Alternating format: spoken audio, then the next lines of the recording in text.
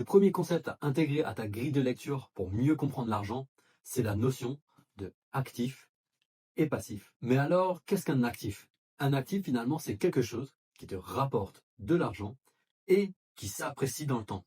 Et à l'inverse, un passif, c'est quelque chose qui te coûte de l'argent et qui se déprécie dans le temps. Alors, je me doute bien qu'avec ces petites définitions, le concept reste un peu flou. Donc, je vais te donner un exemple. L'exemple typique d'un bon actif, c'est un bien immobilier. En tout cas, quand c'est bien fait. Quand c'est bien fait, un bien immobilier peut te rapporter de l'argent chaque mois dès la mise en exploitation, et pas dans 20 ans quand on aura fini de payer le crédit. Mais en plus de ça, quand, encore une fois, on fait bien les choses, qu'on choisit bien l'emplacement, etc., il va s'apprécier dans le temps. Et maintenant, un exemple du passif typique.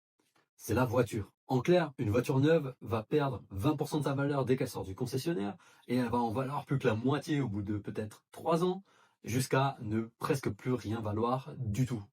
Et en prime de ça, elle va te coûter plusieurs centaines d'euros par mois. Et si, comme moi, tu t'intéresses à ces notions et tu as déjà ta résidence principale, tu te poses peut-être la question, bon alors, ma résidence principale, c'est un bien immobilier, donc c'est un actif, mais elle ne me rapporte pas d'argent tous les mois. Et je suis pas sûr qu'elle prenne de la valeur dans le temps. Donc c'est plutôt un passif. La réponse, c'est que dans la majorité des cas, si tu n'avais pas ces notions-là avant d'acheter ta résidence principale, eh bien malheureusement, c'est plutôt un passif. Parce qu'effectivement, elle te coûte de l'argent tous les mois et potentiellement, elle ne va pas prendre de valeur à long terme. Si tu n'as pas bien sélectionné ton emplacement en tout cas. Donc, en général, c'est plutôt un gros passif déguisé en actif. Parce que c'est un bien immobilier. Je t'invite à mettre un like sur cette vidéo pour que je puisse voir qu'elle t'aide. Et aussi, je t'invite à t'abonner et à activer la cloche des notifications pour ne pas rater les prochaines vidéos.